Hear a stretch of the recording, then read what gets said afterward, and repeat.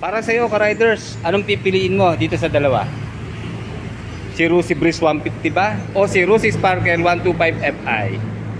Okay, isa lang ho ang makakasagot niyan. Siyempre, yung presyo. Meron po silang price difference na 10,000 pesos. Kasi nga po, ang cash price ng Breeze 150 ay nasa 55,000 at 65,000 pesos naman po ang cash price ng Sparkle 125. Ito po yung fuel injected na. Para mas detalyado, sa down payment, lamang po ng 1,000 ang down payment dito po sa Sparkle 125. 4,000 po ang kanyang down at 3,000 lang po dito sa Breeze. And then sa 36 months, 2,900 po sa Sparkle at 2,575 naman sa Breeze. Sa 2 taon po, 3,900 sa Sparkle at 3,450 lang sa Breeze. At sa 1 taon naman po, 6,900 Sparkle at 6,075 naman po dito sa Breeze 150. Then pareho din pong 300 pesos ang kanilang mga rebate. Pero kung hindi naman po problema sa inyo ang budget, sana all, papaliwanag po natin, gagawa natin ang comparison ng dalawang motorsiklo na to. Unahin po natin sa kanyang forma at kulay. Siyempre sa inyo po ang desisyon kung alin ang kursunada yung kulay kasi magkakaiba po tayo ng taste pagdating sa forma ng motorsiklo. Pero kung ako po ang tatanungin ninyo, mas okay po sa akin ang decals ng Breeze 150. Yan, kayo na bahala mag-judge. Hindi ko lang talaga nagustuhan itong parang mga kaliskis nitong Sparkle, diba? Siguro kahit wala nito, kung sanang itinulad na lang sa design ng decals ng Breeze, eh mas panalo talaga itong si Sparkle 125. And then dito po sa model 2025 ng Breeze 150, tatlong kulay po ang available sa kanya. Ito nga pong glossy gray, nandyan din po si glossy blue, at saka si glossy black. At dito naman po sa kulay ng Sparkle 125, meron nga po silang cyan blue, meron din pong gray, black, red at white. And then isunod po natin yung kanilang lighting system. Dito po sa lighting system, equal lang po sila. Pareho lang po silang naka all LED sa kanilang mga headlight, DRL, turning signals. Pareho lang silang split type. And then yung forma po, payuko pareho. Mas nagagandahan lang po ako sa turning signals at DRL itong si Sparkle 125. Yung ganda yung kanyang turning signals kasama na sa DRL. Oh. Hindi mo siya makikita basta-basta. Pero ito po yung kanyang turning signals. Itong isang to. Kulay white po yan. And then dito naman po sa Breeze, nakabukod po. Pero all in all, pareho naman ding maangas yan. Mas na-aggressivean lang po ako dito sa Breeze dahil yung pagkakayuko niya, di ba? Tapos hindi siya pointed, pabilog siya. Then yung kanyang divider dito may design, no? Magkasama po yung turning signals at DRL dito sa Breeze. Hanggang dito po sa taillight, stoplight, turning signals. Magkaiba lang po sila ng forma, pero all LED po pareho. And then pareho pong flexible yung kanilang mga turning signals. Pareho rin po sila ng size ng gulong, 80 by 90 by 14, pareho pong tube type at parehong one-ching tire po ang ginamit. Pero mas gwapo pagdating sa mag wheels itong si Sparkle 125. Kita nyo parang spider web at naka-chrome yung kanyang wheels. At plain matte black naman po ang kulay ng mag wheels dito sa Breeze 150. Then sa kanila pong parehong telescopic fork na suspension, naka-mark po yung brand na Rossi. Hindi siya kayang tanggalin mga riders. Sa braking system, dito po sa Sparkle 125, perfect round shape po yung kanyang disc. Then meron siyang speed sensor, dual piston caliper. At dito naman po sa Breeze 150, flower shape yung kanyang disc. And then dual piston caliper din po. Pero lamang pa rin sa braking system itong si Breeze 150 dahil meron po siyang combi brake system or CBS. Wala naman po dito sa Sparkle 125. Pareho din po sila ng size ng gulong dito sa rear, 90 by 90 by 14, parehong tube type. Pareho pong single-sided shock ang kanilang mga suspension nasa left side. At dito po sa rear brake ng Sparkle 125, naka-drum siya. Dito naman sa Breeze 150, drum din po pero inverted siya. Nandito sa taas yung kanyang adjust ng preno. And then pareho pong GY6 engine at meron pong kickstart ang Breeze 150. Ganun din po dito sa Sparkle 125. Meron pa rin po siyang kickstart. And then mas okay po ang footrest ng Sparkle 125. Aluminum siya. Kaya hindi dudulas yung ating sapatos, hindi slide. Dito naman po sa footrest ng Breeze, bakal lang po ang ginamit pero nilagyan po ng rubber para hindi tayo masaktan, pumapadablis po tayo dito sa kanyang footrest kasi matalas po yan, no?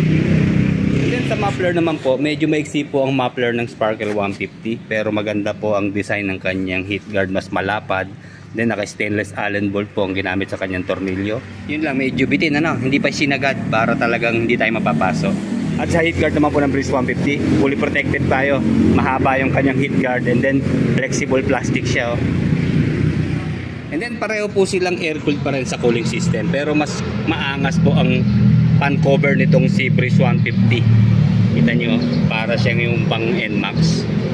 At dito naman po sa Sparkle 125, medyo maliit lang yung kanyang fan cover. Pero may kadugsong po siyang heat guard kasi ito protection sa elbow. Kaya hindi tayo mapapasok. And then pareho lang po silang 800 ml ang engine oil capacity. At pareho pong 100 ml ang gear oil capacity. Pareho pong walang kill switch sensor yung kanilang mga side stand. Para sa akin na mas okay po ang grab bar nitong si Sparkle 125. Kasi makikita nyo, hindi na tayo bibili ng top box bracket. Ready na siya para sa top box natin. Meron siyang mga butas, lalagyan ng tornilyo. Saka mas mahaba ng konti yung kanyang grab bar. Unlike dito sa Breeze 150, wala po siya talagang kabitan. So mabilis naman magpalit ng grab bar, di ba? Then kung bibili tayo ng grab bar, yung top box ready na.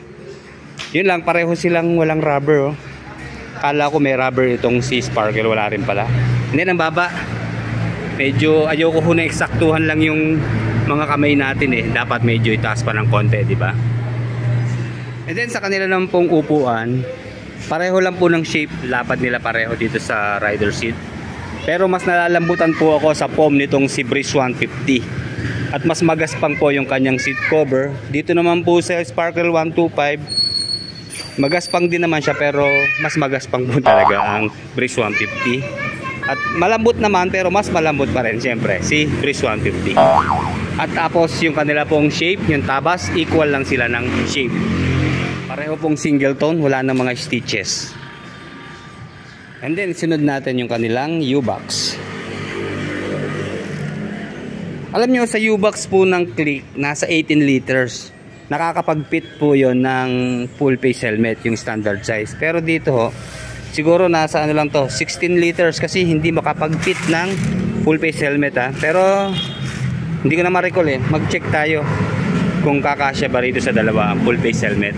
Unahin lang natin dito kay Sparkle. Mukhang magkakasya. Malaki yung kanyang U-box.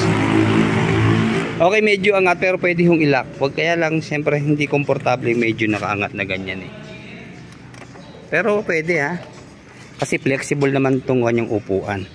Pero ayoko nang pinupwersa Try nga natin na nakabaligtad Pero pasok in fairness. Hindi pwedeng nakabaligtad. Angat siya kasi nga naman nakatampok siya dun Pwede naman pero persado. Pero mas maganda, total meron naman tong top box ready na bracket. Hindi magpalagay tayo ng top box, diba? And then ulitin natin dito kay Breeze 150. Pumasok siya. Yun lang kagaya ng sabi ko, kung gusto nyo na makapag-fit ng full face helmet, ang gamitin nating helmet yung wala ng spoiler. Kasi nakakatakaw, space pa siya. Nagsakto siya pero ganyan lang din. So, half face lang mga ka-riders. Pati dito kay Sparkle, saktuhan ng half face, luwag pa. And then pareho pa rin pong 5.5 liters ang kanilang mga fuel tank capacity. And then sa fuel consumption, unahin po natin dito sa Sparkle 125. Ito po ay fuel injected na pero around 38 to 45 kilometers ang kanya pong fuel consumption. Siyempre, depende pa rin po sa bigat ng rider, sa road condition, at saka sa throttle habit nating mga nagmamaneho. At dito naman po sa Breeze 150, siyempre, carb type pa rin po. Medyo malakas po ito, around 35 to 40 kilometers per 1 liter ang kanya pong fuel consumption. And then sa top speed, hindi naman po sila nagkakalayo. Although 150cc po itong si Breeze at 125 itong si Sparkle, ito naman po ay fuel injected at carb type naman dito sa Breeze 150. So around 95 to 100 kilometers per hour ang kanila naman pong top speed. And then sa dimension, almost equal po sila. Meron po itong timbang na 103 kilos. Mas magaan po siya ng 3.5 kilos sa Sparkle 125. Okay, meron po siyang ground clearance na 130mm at 765mm na seat height. Dahil tumitimbang po ang Sparkle 125 na nasa 106.5 kilos sa kanyang curb weight, 130mm din po ang ground clearance at 765mm na seat height. Unahin lang po natin sa performance nitong si Sparkle 125. Meron po siya maximum power na 8.7 horsepower at 7,500 RPM and maximum torque of 9.5 Nm at 6,000 RPM. At sa Breeze 150 naman po, meron siya maximum power na 7.5 horsepower at 7,500 RPM and 7.2 Nm of torque at 6,000 RPM. And then ito naman po ang pagkakaiba nila sa engine specs. 4-stroke sila pareho, single cylinder, pareho rin pong 2 valve, single overhead cam. Air-cooled din po pareho ang kanilang mga cooling system. Nagkaiba po sila sa fuel supply system. Carb type po dito sa Breeze 150 at fuel injected naman po dito sa Sparkle 125. And then sa displacement, 150 po kay Breeze at 125 naman dito kay Sparkle. Euro 4 compliant naman po dito sa Sparkle 125. And then Euro 3 compliant po ang emission control dito sa Breeze 150. And then sa instrument panel, mas lamang naman si Sparkle 125 dahil fully digital na po siya. And then meron siyang dalawang soft touch na button, select and set. At dito naman po sa Breeze 150, naka-analog siya. Meron siyang maliit na screen dito. Siguro ito yung kanyang digital. And then sa switches and button naman po, lamang si Sparkle dahil meron po siyang hazard lamp. And then meron din siyang passing light. High beam, low beam sign, horn, turning signals. Yun ang wala po dito kay Breeze. Wala po siyang passing light, wala rin po siyang hazard lamp. Bali, high beam, low beam sign po, horn at saka turning signals. Pero pareho silang merong kill switch engine dito po. Then switch po ng DRL, headlight, switch off, electric starter, push button. Ganon din po dito sa Sparkle 125. Kulay red nga lang po yung button ng kanyang kill switch. And then, electric starter, push button. At switch po ng headlight, DRL at switch off. And then mas maganda po ang utility hook nitong si Sparkle. Meron po siyang lock. Ayan o. Hindi malalaglag yung isasabit natin. Wala na siyang extra. And then mas malalim po yung pocket nitong si Sparkle 125 from left to right. Ayan. Pero open siya. And then meron pong charging port na USB ready na ang Sparkle 125. And then ganun din sa kanyang manual key po para na ginagamit sa kanyang ignition. Meron shutter key lock din. And then yung seat opener po niya, nandito na rin sa kanyang ignition. Unlike dito po sa Breeze 150, nakabukod yung seat opener. And then ayun, meron din siyang shutter key lock. And then ayan yung kanyang ignition. Manual key rin po. Mas mababaw po yung kanyang pocket magkabila. And then meron din siyang utility hook. Wala nga lang pong lock.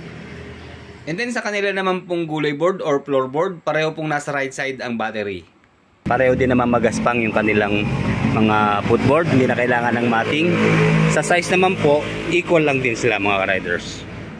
Pero kagaya po ng sinasabi ko, panalo na tayo kahit alin man po ang makuha yung motorsiklo na dyan dahil sa kanyang sulit na presyo. Level up na specs at saka modern design. Pero kung naguguluhan pa rin po kayo, pareho nyo na bilhin. Okay, like, comment, and subscribe sa ating channel. Salamat po.